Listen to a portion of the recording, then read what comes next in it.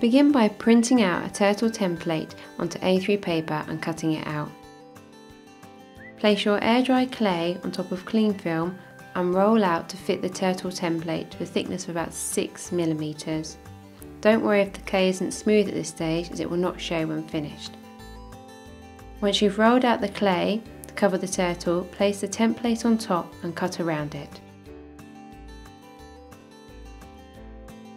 Next, smooth the edges with your fingers dipped in water. Use a knife, gently score the head, legs and arms so you know where to put the different coloured buttons.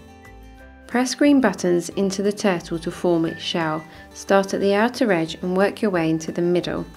Overlap the buttons slightly at the edge.